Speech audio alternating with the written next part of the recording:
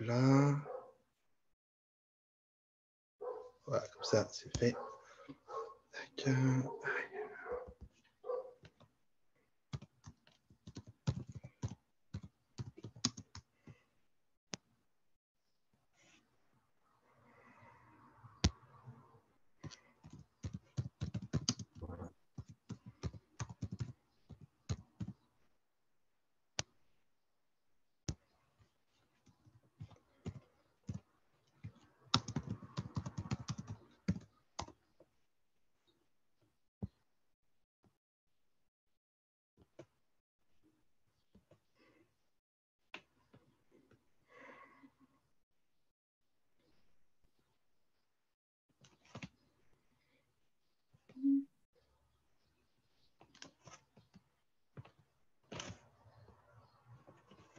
On est live.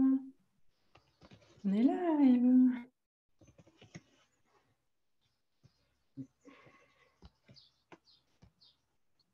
Alors, je te vois sur le live, mais je... Voilà, je viens de le partager aussi. Ok, d'accord. Alors... C'est good.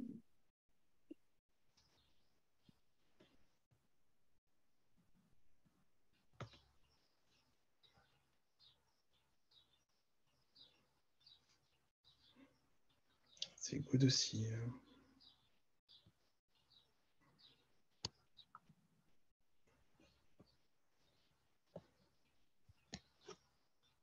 Si vous nous rejoignez pendant qu'on règle la logistique de la connexion, n'hésitez pas à nous partager si vous êtes là, si vous avez envie de faire un coucou, d'indiquer votre présence en commentaire. Alors, attends, comment on fait là?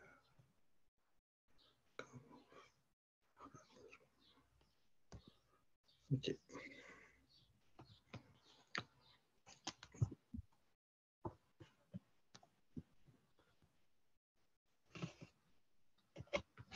De mon côté, c'est bon. Comment c'est pour toi? Mais écoute, de mon côté, c'est bon aussi.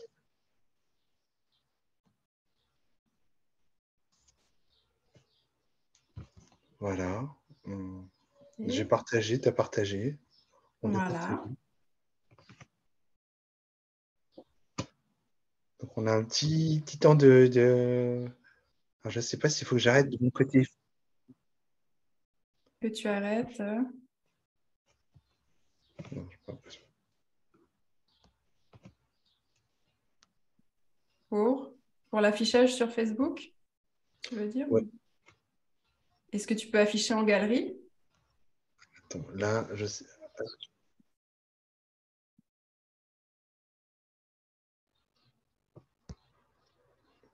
Moi, en fait, j'entends deux fois ma voix, donc c'est pas terrible. Ah, bah, il faut que tu coupes le son de là où tu es sur Facebook, en fait. Ou sur un des canaux, en fait. Il faut que tu coupes le son, mais bon, du coup, plutôt sur Facebook. Allez, c'est fait. Yes. Super. Ça évite d'avoir deux fois la même chose. Et voilà, c'est ça, c'est ça. Moi, je laisse toujours le Facebook pour voir les commentaires, mais du coup, je suis vraiment en présence sur le Zoom et juste les commentaires en dessous. Après, sur Facebook, c'est un petit temps d'adaptation. C'est ça. Bon, il y a 2 secondes, ça va. Des fois, c'est pire. Oui, oui, c'est juste le calage, quoi. Mm. OK. Ok. Est-ce qu'on démarre pour faire arriver les gens qui ont envie de nous rejoindre? Bah, je pense qu'on va faire ça, oui, parce que normalement, on va avoir tout ce qu'on veut.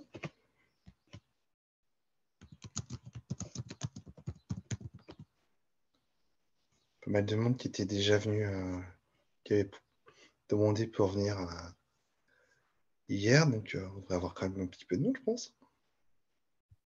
OK, OK. C'est juste sur le live ou il y a des personnes qui vont se connecter au Zoom aussi? C'est juste une question que je ne t'avais même pas Ah, posée. Donc, en live? j'ai mis tout le monde sur le live, ça évitera de se poser des Voilà, OK. questions, en fait. D'accord, ça marche.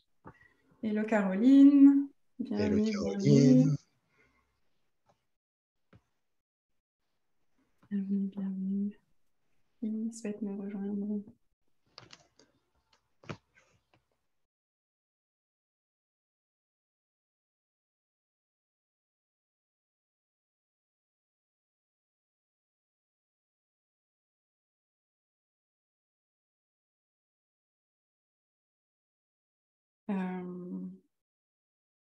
Est-ce qu'on démarre?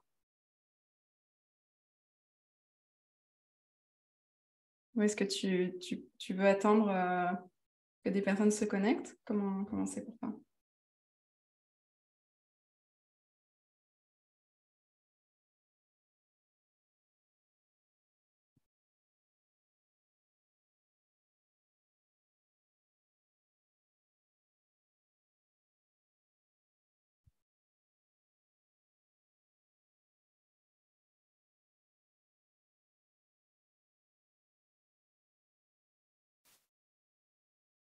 T'as ton son qui est coupé là?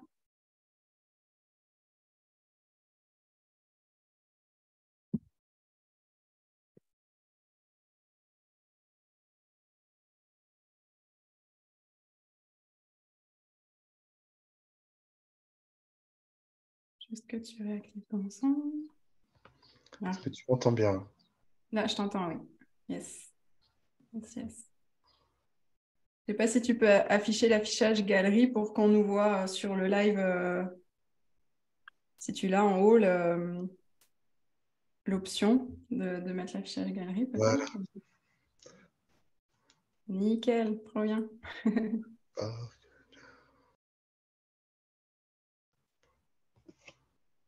chaque pas à la droite. Ok, on va commencer, hein. Ouais, let's go. Parfait. Est-ce que je te laisse démarrer? Tu démarres? On n'en a, on n'a pas préparé. Les amis, on a un pro total avec vous, hein.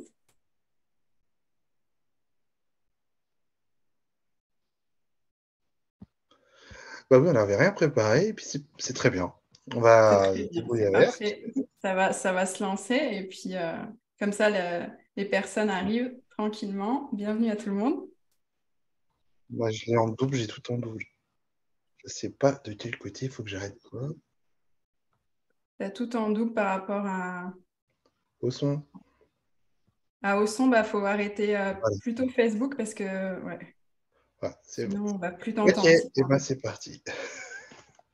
C'est good. Ouais, ça peut être un petit peu divergent avec les deux. Faut prendre l'habitude et se Ah oui, caler. là, c'est devenu un peu compliqué. Surtout pour des hyper sensibles et conscients, ça peut être perturbant. C'est ça. Hello, Ça va être bonjour Zineb. Eb. Hello, hello. Ok, Bien, je suis là. C'est bon pour toi? c'est parti. C'est parti, c'est parti. Alors, bonjour à toutes et à tous. Donc aujourd'hui, on va discuter donc Human Design avec Myriam. On va parler Human Design, hypersensibilité, conscience, et on va parler de plein de choses encore. On va voir au fur et à mesure ce qui viendra, puisque l'idée c'est aussi Exactement. d'un petit peu d'accueillir ce que nous on a envie de vous laisser. Et on sera voilà. Et je vais laisser Myriam se présenter. Avec grande joie. Merci Bertrand. Eh bien, donc moi, je suis Myriam, Myriam Faucon, Falchemia. Falchemia, c'est un nom un petit peu d'actualisation due à un épisode de Renaissance que j'ai vécu en 2018, où justement mes sens se sont aussi accrus à ce moment-là et puis où j'ai reçu une nouvelle conscience. Je vais peut-être présenter sous l'axe de l'hypersensibilité parce que, bon, en tant que hyper tout, plein de choses, on a toujours des tas de façons possibles de se présenter. Donc, en rapport avec l'hypersensibilité, moi, j'ai toujours été, dans mon parcours, en fait, j'ai un grand parcours de transformation et puis d'accueil, en fait, de tout un tas de capacités et d'hyperstimulation aussi, de nerveuse, d'hyper mentale, enfin voilà, plein de choses que je n'ai pas l'habitude de verbaliser en tant que terme avec hyper, mais effectivement, j'aime bien utiliser hyper conscient. C'est ce qui m'a rejoint dans mon parcours à un moment donné, à différents, hyper consciente à différents niveaux. Et donc, ça a été très challengeant pour moi pendant une grande partie de ma vie parce que je n'avais aucune idée de ça, en fait. J'avais aucune idée de ce que je pouvais vivre. Donc, ça me causait plutôt de me refermer, justement, très inconsciemment, bien sûr, plutôt que que de l'accueillir. Justement, j'étais vraiment en résistance et puis et très fermée, mais sans du tout le conscientiser. Et puis petit à petit, avec un parcours de vie, des expériences de vie qui ont fait que je me suis tournée vers le développement personnel, la thérapie, puis à partager aussi ça avec l'enseignement du Reiki et d'autres pratiques, en fait, d'autres modalités. En fait, en faisant du ménage, tout a commencé un peu à se rouvrir là, et puis d'un coup, on se demande un petit peu, enfin, je me suis un peu demandé qu'est-ce qui était en train de m'arriver là, vraiment à avoir des expériences même assez mystiques, là, l'expérience de renaissance. J'ai vraiment ma conscience, mon corps est totalement tombé par terre, donc ma conscience s'est vraiment dilatée, on va dire, de façon assez incroyable. Et donc, à partir de là, il y a un peu tout qui a changé pour moi dans la vision que j'avais de moi et puis de ses capacités, en fait, aussi. Et donc, j'accompagne aujourd'hui avec le Human Design, puisque c'est ce dont on va parler aussi aujourd'hui, parce que c'est un outil qui m'a beaucoup aidé, moi, dans la reconnaissance de comment je fonctionnais, de qu'est-ce qui était là ici pour moi, voilà, comment j'ai été équipée, j'aime bien utiliser ce terme-là, mon corps a été équipé en arrivant ici. Et puis de reconnaître voilà, cette unicité et d'aller toujours faire de ces, comment dire, de cette réception d'informations en fait sur tout un tas de plans une force plutôt que quelque chose à mon détriment en fait comme ça avait pu l'être à un certain moment de ma vie quoi. Ouais. Voilà, est-ce que c'est correct comme description, comme présentation? Est-ce que Alors, j'imagine j'ai que c'est ajouté quelque correct, hein. chose? Si c'est la tienne, c'est qu'elle est correcte. Oui, oui, non, mais je veux dire, est-ce que tu Ouais, as après, je te remercie parce aurais- qu'effectivement, en fait, tu réponds à plein de questions auxquelles Mhm, beaucoup de gens se posent, en fait. Entre autres, par rapport à l'hypersensibilité, c'est vrai que cette façon d'être un peu différente, mhm. ok, et c'est un petit peu ce sur quoi on s'était rejoint quand on avait commencé à discuter ensemble, de passer effectivement de l'hypersensibilité à l'hyperconscience. Et Yes. effectivement, tout ce chemin, euh,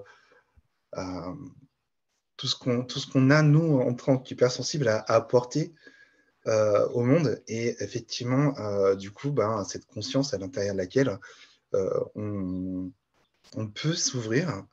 Et effectivement, moi, ce que j'aime beaucoup dans le Human Design, c'est que on a vraiment des bonnes clés, en fait. C'est-à-dire que moi, je suis comme toi, j'ai travaillé sur beaucoup de choses, et à un moment, je me suis posé la question de, ouais, ok, là, j'ai bien les bonnes questions, maintenant, comment je trouve les bonnes réponses? Et c'est vrai que j'ai fait, il y a 3 semaines, une immersion dans laquelle il y a une personne qui s'est présenté le Human Design, là, j'ai fait, Mm. ah, mais attends, mais ça, c'est la réponse que j'attends. Ah. Yes. Ouais. Donc, Mm. merci, effectivement, de ton témoignage aussi, parce que c'est vrai qu'en tant qu'hypersensible, souvent on se pose des questions, on se dit, ouais, mais pourquoi je souffre?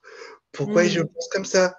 Et je répondais encore tout à l'heure sur le groupe à des personnes qui me disaient, ouais, mais j'en ai marre de ce cerveau qui fonctionne pas correctement. Mais si, il fonctionne correctement, justement. Justement, Justement, il fonctionne tellement bien que il faut savoir j'allais dire l'apprivoiser quelque part, c'est-à-dire le connaître, savoir comment il fonctionne et le mettre à son service en fait. C'est ça, là où ça devient, là où le jeu devient intéressant, c'est quand on peut mettre tout ça à notre service en fait. complètement, je suis d'accord avec toi. Et c'est vrai que c'est ce qu'on va tenter déjà dans une première approche ce soir, un petit peu d'apporter. Hein. Yes, Euh, yes, on avec va grande joie. Est-ce que tu voudrais aussi te présenter pour ma communauté, ce que avec grand plaisir. voilà, ce que tu as Alors, envie de partager? eh bien, écoute, oui, donc je suis donc Bertrand, né Bertrand, sur cette terre. Euh, il y a- j'ai eu un chemin de vie, on va dire, entre guillemets, très normal jusqu'à mes 42, 43 ans, où euh, marié, des enfants, une vie ordinaire d'échecs, de réussite, etc. Et dans laquelle je ne me posais pas de questions, en fait. Je sentais bien que j'étais différent, hein, il n'y avait pas de souci là-dessus, mais ça ne me posait pas plus de questions que voilà. J'étais différent, c'était cool, et puis, ou pas. Et puis à un moment, on va dire que la vie a un petit peu secoué le cocotier en disant non, non, maintenant tu descends, tu vas vivre ta vraie vie. Et voilà, ça fait 5 ans que je suis vraiment sur le chemin de l'accomplissement. Et effectivement, là, j'ai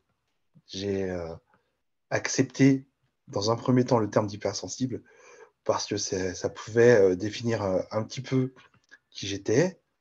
Ensuite, on m'a aussi expliqué que j'étais au potentiel. Alors, je ne suis pas testé par des tests, mais je connais mon QI et un petit peu là où ça pêche un peu plus.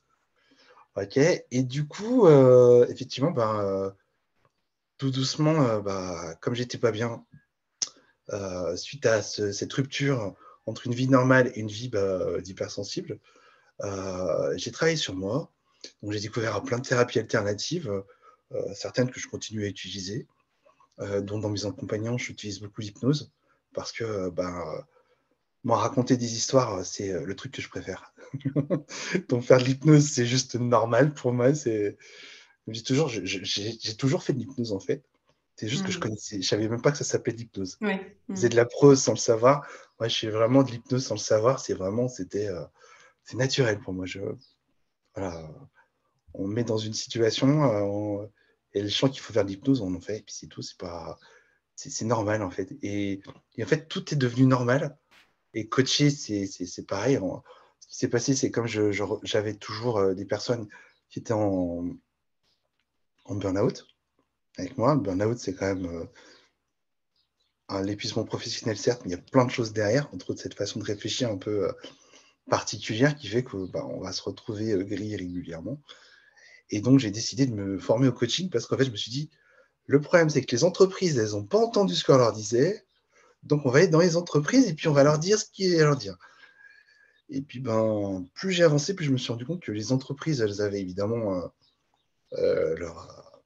leur part, mais la personne qui est en face a aussi sa part et travailler sur cette part, c'est vraiment très important et très intéressant.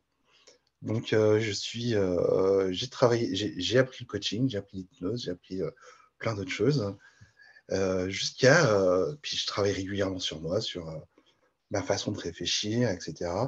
Et c'est vrai que j'ai envie de te dire, naturellement, je crois que j'ai jamais coaché d'autres personnes que des hypersensibles et des hauts potentiels, parce que ça fait partie de, voilà, quand il y a un machin qui voudrait être coaché, envoie-le-moi. Oh, bizarrement, il est hypersensible au potentiel, quoi. Voilà, c'était, voilà. Alors, j'en suis pas encore à dire que c'était des 4-6, des 1-3, etc. Mais j'avais beaucoup de personnes, et effectivement, j'avais des fois des difficultés à comprendre pourquoi certaines personnes avaient des blocages sur certains endroits, alors qu'en fin de compte, dans la psyché, on voit bien que dans la même situation, deux personnes elles vont réagir complètement différemment. Complètement différemment. Et ça, c'est un truc qui me fascine depuis toujours, vraiment. Et moi, je sais que je travaille énormément sur le stress post-traumatique. Vraiment, ok, j'ai une histoire de vie qui est plus ou moins compliquée. Et bizarrement, d'ailleurs, c'est rarement les personnes qui ont des histoires de vie les plus compliquées qui, elles, entre guillemets, vont descendre le plus bas. Mais en tout cas, c'est celles qui n'ont pas réussi à reprendre le contrôle, entre guillemets, sur leur psyché, qui vont y aller. Voilà, c'est comme s'il y avait une espèce de faiblesse. Et cette faiblesse, c'est le stress post-traumatique. Et des fois, tu te dis, mais pourquoi cette personne, elle en est là? Alors, des fois, c'est visible, hein, des histoires de vie pas possibles, il y en a plein, évidemment. Puis, il y a des fois, il y a des histoires de vie qui sont un peu plus légères. Et pourtant, ça crée vraiment des énormes dissonances dans la personnalité. Et ces dissonances, voilà, quand j'ai touché un peu du doigt, parce que alors moi, je ne suis pas du tout spécialiste dans le human design, c'est toi la grande spécialiste. C'est ça que j'ai touché du doigt ça et j'ai fait ah ouais, et puis le potentiel, quoi. Je veux dire, tu touches du doigt et là, d'un seul coup, tu vois, tu sais, comme sur une espèce d'écran magique où tu touches du doigt l'écran et là, d'un seul coup, tu as toute la vie qui est devant toi et tu fais non, mais il y en a trop, là, je veux juste ça, moi. Ça, déjà, tu vois, et puis après, tu vois tout ça. Et là, tu fais ah ouais, quand même. Pourquoi j'ai pas eu ça avant? C'est vrai que ça fait, je sais pas pourquoi, ça fait 3-4 mois que j'entends beaucoup parler d'human design. Alors, au début, on me l'a présenté comme étant la nouvelle astrologie. J'ai dit, ouais, c'est bon, encore un truc, perlimpinpin. Et... On va pas Oui. se mentir. Aujourd'hui, il y a énormément de choses qui sont très sympas, mais qui n'ont aucun intérêt. Et effectivement, moi, j'en ai vu beaucoup des choses comme ça, et je disais, ouais, c'est cool, mais ça n'apporte rien, en fait. Ça ne va pas travailler assez profondément, ça ne donne pas les bonnes réponses. Bon, des fois, ça peut même être dangereux, tu vois, il y a des choses qui sont dangereuses. Et donc, c'est vrai que quand j'ai touché cet écran magique et j'ai fait, ah ouais, quand même. Donc ça, c'est les 3 lignes machin. Donc ça veut dire que, Ah ouais, et puis là, le numéro 17, c'est ah ouais, d'accord, c'est une porte sympa et tout. Génial. Donc voilà, c'est ce qui fait qu'aujourd'hui, effectivement, ça donne des nouvelles réponses et donc des nouvelles possibilités de coacher et de travailler sur effectivement cette partie de l'autre. Hmm. Oui, et merci d'aborder un petit peu au premier abord où on peut dire, voilà, justement, comme il y a un rapport avec l'astrologie, on peut avoir cette approche en disant, c'est encore un truc perché. Et moi, une des choses qui a fait que, justement, j'ai accroché avec le Human Design, pas en premier temps, dans un premier temps, j'ai rejeté le Human Design, j'y suis revenue un peu après, et je le partage aussi souvent parce que ça peut arriver. Et donc, j'aime aussi être témoin aujourd'hui de dire, ben, soyez curieux, faites peut-être pas comme moi, ou voilà, si vous voulez gagner du temps au cas où, aller au-delà des jugements et des conclusions, parce que, au contraire, moi, j'ai trouvé un outil très pragmatique. Et justement, bah, aujourd'hui, l'invitation, c'est aussi d'aller un petit peu dans l'exploration de ton schéma corporel, hein, comme on en a échangé Oui. juste avant aussi, pour montrer qu'est-ce que ça peut créer, justement, et qu'est-ce qu'on peut aller voir. Et justement, il y a cette invitation avec l'Human Design à expérimenter la différence de l'astrologie. J'ai rien contre l'astrologie, dans une certaine mesure, j'apprécie beaucoup aussi. Mais l'Human Design va apporter une part que l'astrologie n'apporte pas, c'est la partie design. En fait, en Human Design, on a la partie personnalité et la partie design. L'astrologie nous donne tout un tas de choses sur notre personnalité, c'est-à-dire notre être venu des étoiles, si on pourrait dire ça, si justement on part du côté un peu plus perché, dépendamment de nos croyances ou nos... Moi, je dis perché dans un sens totalement neutre, hein. Il n'y a aucun jugement dans perché pour les On est entre personnes perchés. De toute s'en trouvent. façon, je pense qu'on va être Voilà, entre on est entre perchés. perchés, voilà, il me semblait. Donc, c'est juste Donc, chat pour, perché, tout va bien. On est perché, voilà, nous aussi. Tout va bien. tout va bien chez On aime les les perchés. On aime les hypersensibles. moins perchés aussi. Hein. On aime tout le monde. C'est comme ça. Voilà, c'est ça. Et donc, il y a voilà, cette part de personnalité qui viendrait, on pourrait dire, voilà, en disant qui viendrait des étoiles. Et puis, il y a ce côté design qui est corporel, en fait. Et c'est là où le Human Design vient apporter la différence avec, enfin, on ne peut pas comparer, c'est pas vraiment comparable, mais bon, l'astrologie est un des fondements du Human Design quand même, donc j'aime apporter la nuance quand même. C'est que le Human Design va nous aider à fonctionner aussi avec notre corps. C'est-à-dire, oui, on est un être illimité, perché, connecté à plein de choses, et justement, ça c'est important aussi de le mentionner dans l'univers de l'hypersensibilité et de l'hyperpotentialité, parce que oui, on est connecté à tout ça, et en même temps, on est incarné. Et l'Human Design vient nous permettre aussi de reconnecter à notre corps. Parce que bah, personnellement, moi j'ai eu aussi un parcours avec ça, la reconnexion au corps, puisque tu parlais d'histoire difficile ou non, moi j'ai eu un parcours de vie assez difficile en soi dans les profondeurs, mais dont je n'ai pas eu conscience pendant longtemps, puisque j'ai refoulé pendant 30 ans un inceste, mais ça a eu un impact sur ma vie dont je n'avais aucune idée pendant très longtemps. Et quand c'est sorti, bon, ça a fait du bruit. Ah, bah oui. Mais en même temps, c'est tellement libérateur ensuite. Et ça m'a permis de voir, waouh, mais là, j'étais coincée, c'était ça déjà. Là, j'étais coincée, c'était déjà ça. Là, j'étais coincée, c'était déjà ça. Là, j'étais coincée, c'était déjà ça. Je le partage aussi souvent, ça, parce que souvent, des gens ont l'appréhension d'aller regarder des choses un petit peu enfouies qui pourraient être un peu fortes, là, un peu lourdes. Donc voilà, je suis aussi le témoin de si vous le sentez d'y aller, allez-y, libérez ces choses-là parce que derrière, c'est vraiment que du bonheur. Puis ça devient tellement plus léger. On se demande, mais comment j'ai fait pour vivre pendant des dizaines et des dizaines d'années avec ça? J'en étais pas consciente. Donc c'est OK. Et puis c'était OK. C'était comme ça que c'était fait pour voilà, mon système, comme on dit, si c'est refoulé, c'est pas pour rien. C'est la manière qu'on a trouvé de survivre pendant toutes ces années, donc c'est parfait. Et en même temps, voilà, si aujourd'hui, pour certaines personnes, ça peut faire écho, vraiment, c'est que du bonheur quand on va gratter. Enfin, sur le moment, non, mais ensuite, oui. C'est ça. Et Après, voilà, donc tout ça pour dire que le parcours de réincarner son corps, se réincorporer, pour moi, ça a été vraiment quelque chose de très important, puisque je continue aussi toujours plus, puisqu'on est toujours en évolution. C'est-à-dire que au plus j'ouvre mes potentialités au niveau de la conscience, au plus ça me demande aussi d'être bien incarné, là, parce qu'il y a des moments, il y a des jours, voilà, j'apprécie mon jardin, j'apprécie tout un tas d'activités qui me permettent de bien m'incarner. Et Human Design nous permet aussi ça, c'est de voir, OK, c'est quoi mes activations au niveau de ma personnalité, de l'être que je suis, etc. Et c'est quoi les activations au niveau de mon design, donc au niveau de mon corps. Et qu'est-ce que mon corps, qui correspond aussi à la part plus inconsciente de nous, quelle définition il a, quelles activations il a, qui sont aussi héritées du transgénérationnel, et donc à quel endroit on peut aller aussi explorer ce qui est vivant en nous, mais pas conscient en fait. Et ça, je trouve que c'est une part du human design dont on ne parle pas forcément tout de suite au premier abord de rentrer dans le détail de ça, mais c'est ça aussi que ça amène le human design. Et justement, dans des parcours de libération et d'accompagnement, c'est vraiment une grande contribution puisque on vient le mettre en lumière, c'est-à-dire on vient mettre en lumière ce que nous, consciemment, on n'est pas capable de voir aussi. Bien sûr, il y a plein de modalités qui le permettent, mais en tout cas, c'est ce que permet aussi le human design de ce côté-là. Et c'est vrai qu'on va aussi rappeler qu'aujourd'hui, il y a quand même beaucoup de méthodes, et des très bonnes méthodes qui permettent de justement, une fois qu'on a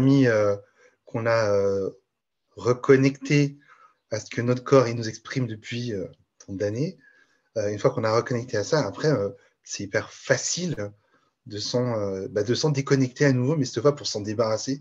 Et comme c'est un petit peu comme si ça quittait notre corps une bonne fois pour toutes.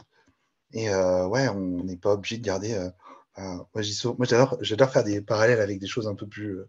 Quand tu as un clou dans le pied, tu vas pas le garder pendant 30 ans parce que tu comprends, j'avais pas d'hôpital à côté. Bon, enfin, depuis 30 ans, tu es passé à côté de pas mal d'hôpitaux quand même. Donc, à un moment, tu as peut-être pu. Voilà, quoi.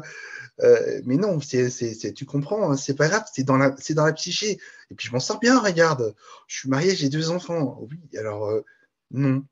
Non, non. Quand on a un clou dans le pied, on se l'enlève. On va avoir un médecin qui nous le désinfecte, qui fait un joli bandage, qui voit régulièrement comment ça a bien cicatrisé. Et effectivement, voilà, on n'est pas obligé, effectivement, que ce soit un inceste, que ce soit. Mais tout, en fait. Hein. Moi, je sais qu'une des personnes que j'ai suivies, dont son plus gros choc, c'était d'avoir perdu son chien. Et c'était un choc Oui, énorme. il y a pas, dans le trauma, il n'y a pas de toute façon C'est de ça, trauma. c'est ça. Ça peut être un attouchement jusqu'à beaucoup plus. Et c'est OK le fait de dire, bon, OK, ça m'a fait mal. Ça m'a fait mal, j'ai été victime, maintenant je m'en débarrasse. Et effectivement, C'est le ça. human design permet, entre autres, de comprendre un petit peu dans notre corps ce qu'on a ressenti. Oui.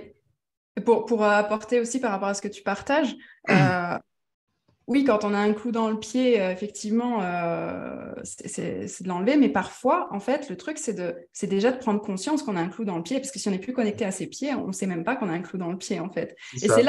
c'est là tout le challenge de ça, c'est de prendre conscience qu'en fait, il y a un truc qui n'est pas normal. Pas normal, je ne voulais pas utiliser cette expression, mais qu'il y a quelque chose qui dysfonctionne, en fait, et qui pourrait mieux fonctionner. Donc, c'est vrai que ce genre de conversations sont des choses qui peuvent aussi mettre un peu la puce à l'oreille des fois. On se dit, tiens, parce que quand on a toujours fonctionné d'une manière et qu'on ne sait pas qu'on a un clou dans le pied quelque part, on n'a aucune façon de remettre ça en question. Si c'est vraiment bien enfoui, etc., et qu'on ne le sait pas, moi, pendant 30 ans, là, comme on prenait cet exemple-là, ça m'a pas effleuré à un seul instant. Bien sûr, il y avait eu des cauchemars des années avant, etc. Mais j'avais rien capté à ce qui se passait parce que l'inconscient vraiment n'avait aucune envie de laisser sortir ça. Et donc, il y avait à aucun moment il est arrivé de trucs d'aller en thérapie ou autre, d'aller libérer des choses parce que la chose n'était pas du tout à la surface. Donc, c'est juste des fois de voir que ma vie ne fonctionne. Moi, c'est pour ça que je témoigne de ça aussi parce que ma vie dysfonctionnait à différents endroits sans vraiment que je m'en rende compte. Et je voyais que des gens avaient l'air de fonctionner mieux, plus facilement, en tout cas de manière plus aisée que moi à différents endroits. Et je ne l'avais pas spécialement questionné, mais des fois, juste de se rendre compte de ça, ça permet de se dire, OK, peut-être que derrière ça, il y a quelque chose que je peux aller explorer pour mieux fonctionner, même si je sais pas qu'il y a quelque chose en fait aussi. Voilà, c'était juste par rapport à ce que tu partageais aussi, Complètement de d'accord. faire ce témoignage-là. Complètement d'accord. Et puis effectivement, des fois, il y a aussi des choses que ton inconscient va créer une espèce de déguisement. Moi, j'ai eu plusieurs fois où des hommes et des femmes me disaient non, mais en fait, ça, c'est une expérience normale. Et en fait, non, c'est pas normal. Je ne vais pas donner des détails parce que, en général, c'est quand même des choses un peu. Mais ton inconscient, il dit non, alors il dit c'est normal, mais c'est juste la jolie boule de cristal qui dit oh, regarde comme c'est beau. Puis quand on appuie sur l'écran, cette fois, c'est pas un joli truc. Et, derrière, il y a plein d'horreurs, mais on n'y va pas. Oh non, non, mais c'est normal hein, de faire comme ça. Tout le monde fait comme ça. Oui, c'est Ah non, familier en fait, c'est ça, c'est ouais, familier. ouais, ouais. Pour un peu qu'on ait eu affaire à des personnes malveillantes, je ne mets pas de mots dessus autre que malveillant, ok, qui vont avoir un petit peu détruit les barrières, en fait, de ce que nous, ce qu'on va appeler la normalité. Ok, non, non, mais t'inquiète pas, c'est normal de faire comme ça, c'est normal de faire. Et à un moment, on dérape dans des choses qui sont malsaines pour nous. On sort du soi, en fait, comme dirait, Yes. et là, effectivement, on se retrouve face à des choses absolument insoutenables et qui deviennent très traumatisantes, mais dont on n'en a pas conscience non plus. C'est Totalement. normal. C'est Normal. normal, c'est ça. Ouais. Si on a connu que ça et puis que notre environnement est fait de ça, bah, du coup, Bon. ça demande vraiment. C'est un parcours demandant dans un sens. Oui, il y a plein de modalités qui permettent de sortir, etc. Mais c'est demandant. Ça demande en conscience d'avoir envie de changer vraiment fort, d'être vraiment très, très motivé au changement parce que ça demande à aller se déposer dans un espace vraiment non familier où le subconscient va vraiment lutter contre ça. Il va dire non, moi je veux pas. Après, bien sûr, avec l'hypnose, etc., il y a des méthodes pour que ça se fasse vraiment de manière plus aisée et lever les résistances là, et puis de façon très sécure. Là, Ouais. pour l'avoir aussi expérimenté des choses en reprogrammation subconsciente, etc. Aujourd'hui, il y a plein d'outils qui permettent que ça, Oui, de faire le chemin. Moi, si j'avais connu des choses avant, on refait ouais. pas le monde, hein, tout est OK, mais c'est juste pour dire aujourd'hui, il y a tout ce qu'il faut pour que les parcours de libération soient pas souffrants, en fait, même si oui, il y a des choses qui se libèrent, mais il y a vraiment des La prise possibilités de que ça se passe. conscience est souffrante, le reste est plus souffrant, effectivement. Oui, Et voilà, c'est ça.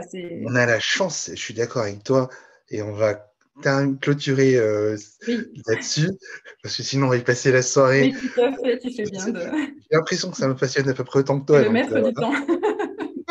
ah, je suis le maître du temps, d'accord.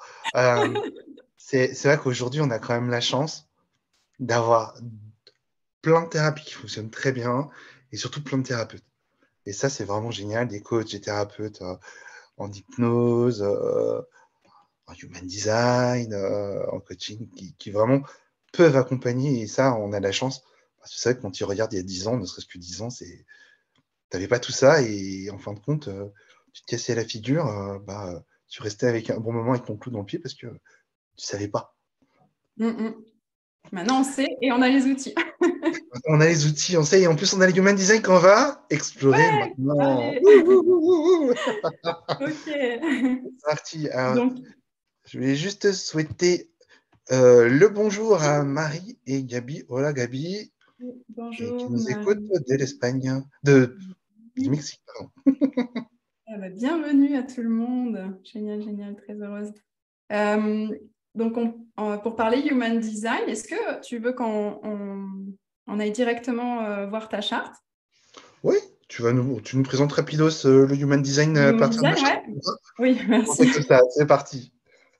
Donc donc le Human Design, je l'ai un petit peu évoqué tout à l'heure. Donc, c'est une science de différenciation de l'individu qui permet d'avoir sa notice personnelle d'utilisation, si on peut dire, dans cette vie. C'est-à-dire que justement, de reconnecter les étoiles au corps et de dire, voilà, je suis arrivée équipée, j'ai ma mallette à outils, là, je suis arrivée avec ça et les outils que j'ai dans ma mallette, c'est ça. Voilà comment mon corps est équipé, voilà comment je suis équipée et qu'est-ce que je viens vivre dans cette incarnation.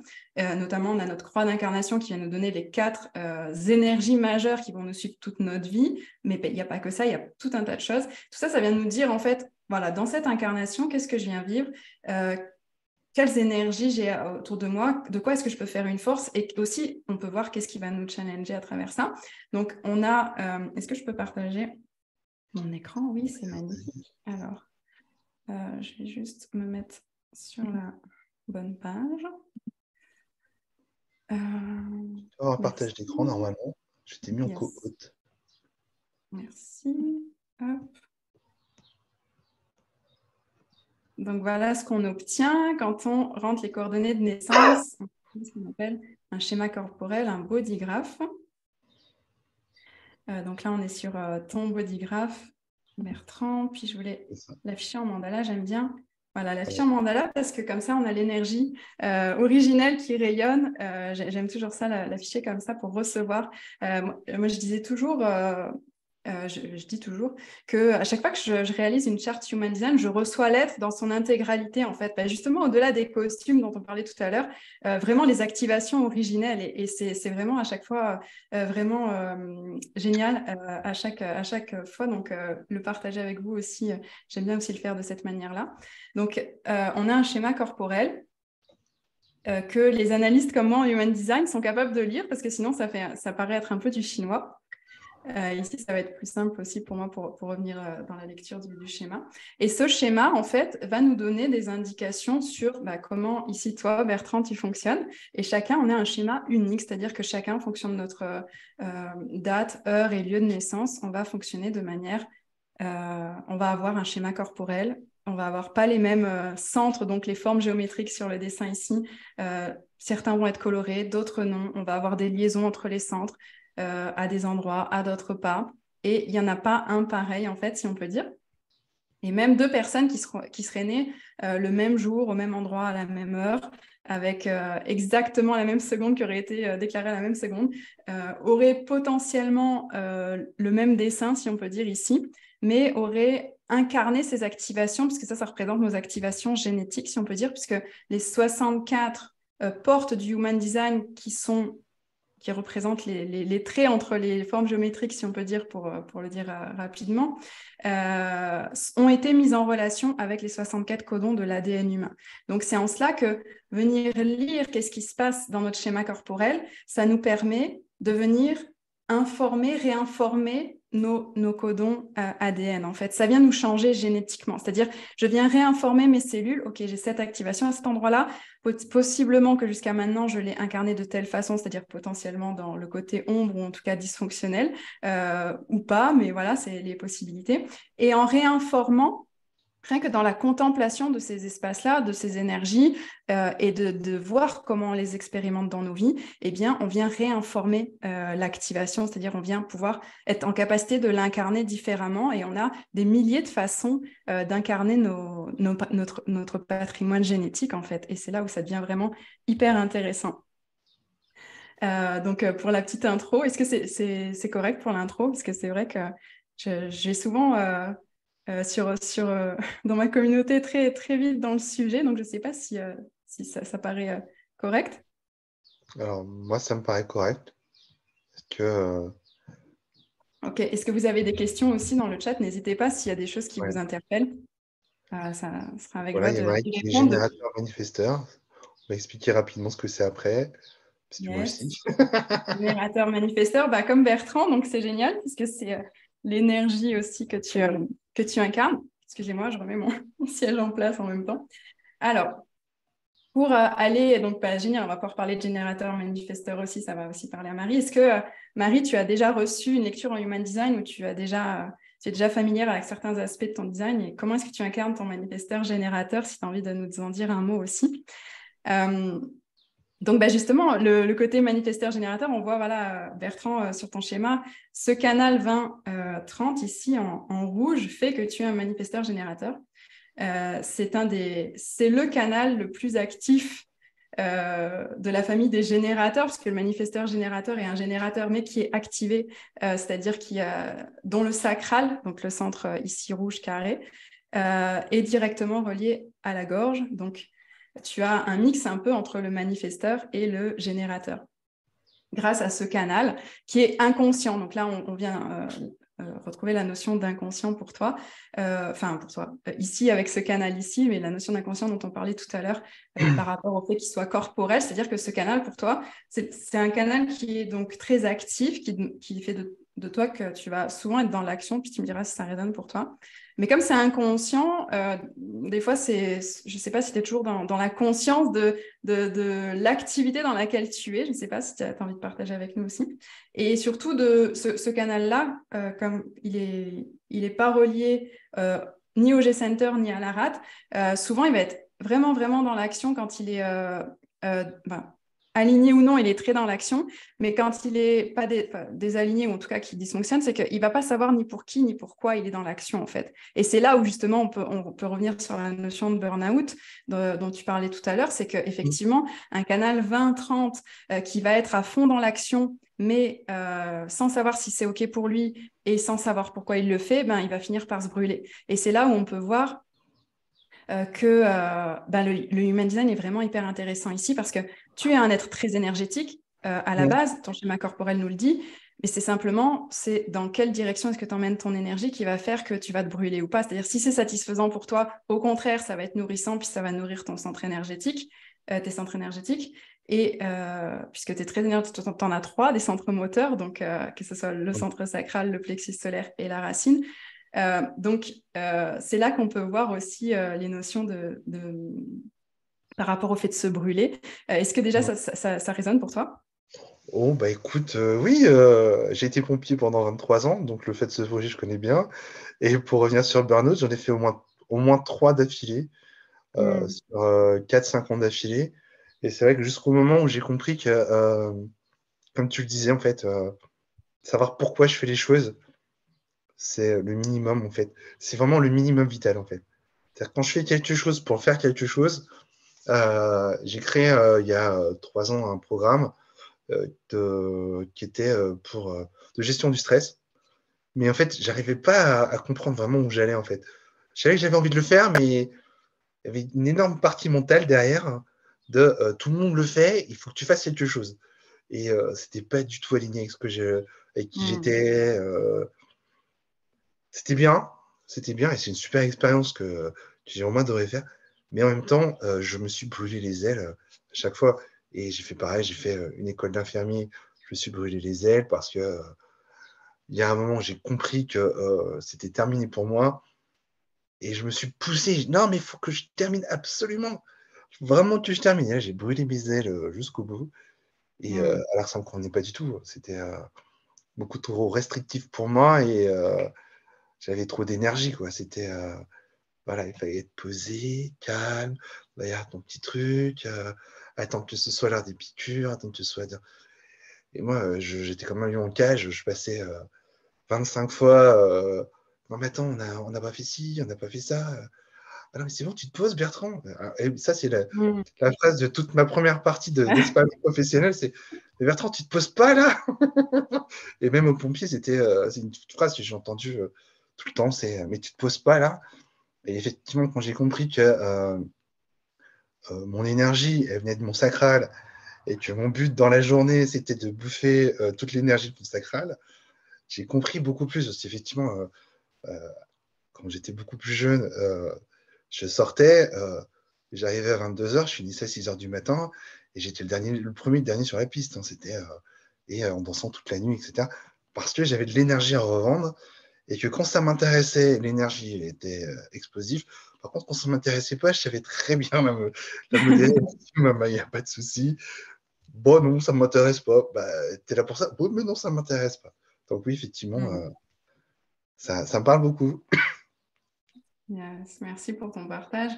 Et le manifesteur générateur aussi, ce qui m'est venu pendant que tu échangeais, c'est que il y a ce besoin, voilà, d'être, ce côté multitâche en fait du manifesteur générateur. Et puis tu parlais de ton expérience en tant qu'infirmier puis d'attendre l'heure des piqûres, etc. Et ce qui peut, on parle du burn-out, mais ce dont on parle moins aussi, c'est du bore-out, c'est-à-dire de l'épuisement par l'ennui en fait aussi. Et puis le manifesteur générateur peut clairement vivre ça, c'est dans son fonctionnement de pouvoir faire plusieurs choses à la fois. Puis souvent, on est conditionné à faire genre une chose, voilà, une chose après l'autre, et justement à suivre des choses comme ça. Donc le bore-out, ça peut aussi être clairement quelque chose que vit le manifesteur générateur. Et puis, puisqu'on abordait le sujet dans le sens de comment le human design peut nous aider à débloquer notre vie, puisque c'est le sujet aussi de ce à quoi on vous invite aussi pour la suite, c'est aussi quelque chose qui peut clairement bloquer le manifesteur générateur de ne pas reconnaître justement le fait qu'il a besoin, il ou elle a besoin d'être sûr. D'honorer cet aspect à être multitâche en fait et à faire plusieurs choses à la fois. Là où moi par exemple en tant que générateur, même si j'ai plusieurs projets en cours, je vais aller faire une chose, une partie de ma journée, mais vraiment focus 100% dessus, puis ensuite une autre chose, etc. Bah, le manifesteur générateur, il va pouvoir être sur ces plusieurs choses en même temps, au même instant en fait. Et limite, au-delà de pouvoir, il en a besoin en fait aussi pour que son énergie sacrale puisse se déployer de façon satisfaisante. C'est ça, bah, c'est exactement ça. D'ailleurs, pour rebondir sur ce que tu disais par rapport au burn-out et au bore-out, moi, la première partie de ma vie professionnelle, ça a été une succession de burn-out et de bore-out, en fait. C'est-à-dire qu'il y avait des moments d'excitation, mais sans borne, et derrière des moments d'intense ennui, mais comme je le souhaite à personne, et où je m'emmerdais, mais c'était même plus le mot, c'était les ténèbres. Au niveau ennui, c'était vraiment les ténèbres. Et effectivement, du coup, les émotions, elles faisaient pareil. C'est vrai que souvent, on parle en hypersensibilité, on parle beaucoup de ces ascenseurs ascensionnels, les montagnes russes, mais on peut les avoir aussi, pas que sur les émotions, on peut les avoir sur plein de domaines de notre vie. Et c'est vrai que moi, une des trucs que j'ai compris, c'est que je l'avais compris avant, c'est que je suis multipotentiel. Et une des facettes du multipotentiel, c'est justement qu'on retrouve chez le générateur manifesteur, c'est effectivement, c'est pas que je peux, c'est que j'ai besoin de faire plein de trucs en même temps. J'ai besoin, voilà, je suis en train de travailler en ce moment avec les hypersensibles et au potentiel, et à côté de ça, j'ai un autre, voilà, j'ai d'autres projets sur d'autres choses, mais je peux pas si j'ai pas l'autre truc. Et à un moment, je m'épuisais en fait sur cette histoire, juste sur voilà. Par contre, effectivement, le problème, c'est du coup le côté un peu obscur, c'est d'aller tout commencer en même temps et de se perdre dans tous les projets, quoi. Ça, c'est un petit peu la face sombre, la face cachée du. Je sais pas Oui. si c'est dans le manifesteur, mais générateur. Mais effectivement, moi, ça a été pendant des années, c'était ah bah tiens, je commence ça, puis ça, puis ça, puis ça, puis ça, et puis je terminais rien, puis je continuais à tout le temps commencer quelque chose. Voilà. Et ça, c'est pareil. Alors, dans le multipotentiel, c'est quelque chose qu'on retrouve très souvent on commence tout et on finit rien. Ou alors, on arrive sur des projets en cours. Hein, et ça dépend vraiment. Alors là, je sais pas par rapport au human design, mais euh, là, c'est vraiment, j'arrive sur un projet en cours et qui est en panne et je vais le dépanner et je vais essayer de, le, de faire avancer avec les autres ce projet. Oui, ça me parle aussi le côté démarrer plusieurs choses et pas forcément les faire avancer. Et je me demande s'il n'y a pas une part du canal 952 ici, parce que le 952 ici, on l'a en commun, le canal du focus et de la concentration. Donc Ouais. ce canal, il est très intéressant, puis il nous demande vraiment d'être concentré. Et cette porte 52, elle va faire monter l'énergie jusqu'au moment où c'est le moment pour ça. Donc des fois, les projets qui avancent pas, c'est aussi parce que c'est pas le moment aussi d'envoyer l'énergie à cet endroit-là. Et de Mm. reconnaître ça aussi, ça nous permet de ne pas être en train de se juger ou de se demander comment ça se fait que tout n'avance pas en même temps, parce que tout n'est pas toujours censé avancer en même temps. Et ce canal-là, il va nous donner le signal, puisque notre sacral, il va pouvoir répondre via ce canal-là au moment où justement la montagne, elle va arriver en haut, parce que la montagne a besoin d'arriver en haut, de regarder, de voir visualiser toutes les choses, comment ça va se passer. Et ensuite, elle peut envoyer l'énergie. Et ça, tant que ce process il n'est pas actif, moi, depuis que je l'ai reconnu, ce canal, des fois, c'est très frustrant pour moi d'être dans l'attente de la maturation du projet ou de où en sont certaines choses. Parce que on sent que le sacral ne répond pas, le sacral ne répond pas, le sacral ne répond pas, alors qu'une part de nous, plus mentale ou plus à vouloir projeter les choses, etc., pour être en train de se dire, là, j'ai envie que ça avance, je choisis, j'ai envie que ça avance, parce qu'on peut avoir notre volonté, elle est située dans notre centre du cœur égo ici, ce centre qui est totalement ouvert ici pour toi. Et donc, notre volonté peut avoir envie de nous dire, c'est là que ça doit avancer. Sauf que le canal 952, s'il n'a pas décidé que ça avance, il va dire non, moi j'y vais pas. Et ça, c'est super intéressant d'en avoir conscience, parce que moi, ça m'a permis vraiment de lâcher par rapport, même si des fois c'est frustrant, puis ça peut aussi un petit peu générer des fois des insécurités ou autres sur se demander, Ça me ouais, parle tellement, ça me parle ouais, tellement.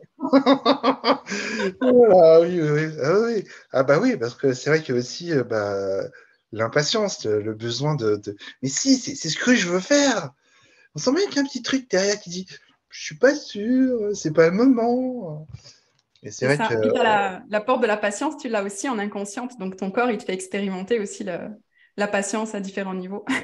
Ah oui, je suis très très patient. Oui, c'est ce que j'ai Yes. écrit aujourd'hui dans le post du groupe, c'était effectivement euh, toute ma vie, en fait, j'ai entendu ma mère qui me disait que j'étais très patient parce que dès qu'il y avait un nœud, tu sais, dans les chaussures, c'est moi qui allais avec mes doigts, puis jusqu'à ce que ce soit fini, j'avais besoin, tant que c'était pas fini, je terminais ma tâche, quoi. Et Mm. ouais, je suis effectivement très patient. Donc, Mais très tu vois patient, déjà, je sens qu'il va y avoir le moment et quand je sens que c'est juste aussi. J'ai besoin aussi que dans la patience, si ça m'emmerde, je vais être complètement impatient. Par contre, là, c'est pas possible. Oui, bah, c'est le revers, hein. On est duel. Donc, s'il y a la patience, il y a l'impatience. On vit tous les. Comment dire? Le human design, ça nous permet aussi de reconnaître ça. C'est-à-dire que là où il y a la patience, bah, il y a l'impatience aussi. Et c'est de Mm. reconnaître tous les aspects de la pièce qu'on vient incarner et de voir bah, comment on deal avec les moments où c'est moins satisfaisant pour nous, en fait, parce que l'impatience, c'est pas forcément confortable tout le temps. Mais c'est de voir comment est-ce que je reviens dans la patience si justement j'ai basculé dans l'impatience aussi. C'est ça. Et aussi en fonction des activations qu'on va avoir en face, parce que le human design nous permet aussi de voir en relation, comment dire, quand on a juste une porte comme ça, comme bah, ta porte de la patience, il n'y a pas le canal en entier, c'est-à-dire qu'on va appeler ça juste une porte. Et ce qui se passe, le human design nous permet aussi de voir comment on entre en relation les uns avec les autres, c'est par différentes choses énergétiques qui se passent, mais entre autres via des attractions électromagnétiques. Et en fait, une porte qui est toute seule, elle va attirer l'énergie d'en face, en fait, de façon électromagnétique pour venir expérimenter l'énergie d'en face. Donc, selon comment incarne l'énergie d'en face aussi la personne qui arrive en face de nous, eh bien, ça va nous faire expérimenter une certaine fréquence sur notre propre activation, en fait, aussi. Et c'est là où on peut aller dans des choses vraiment encore... C'est toujours plus passionnantes, mais on pourrait en parler des heures. Bon. Euh, Moi, avec ma porte de la patience qui est au moitié complète, si je suis avec une personne qui a vraiment enfin, qui est, par exemple, oui, qui a pas du tout de patience, qui a part 5 qui n'est pas activée, on risque d'avoir des conflits au niveau du temps, la temporalité. C'est ça, des rythmes en fait, parce que bah, la porte en face, c'est la porte 15, c'est la porte des extrêmes.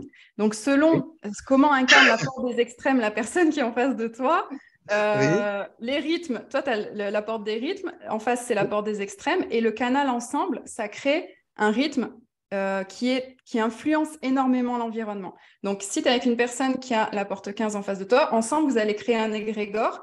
Là, on rentre mhm, dans le. Voilà, c'est très intéressant. J'imaginais pas qu'on avait parlé de relations ici aujourd'hui, mais c'est génial.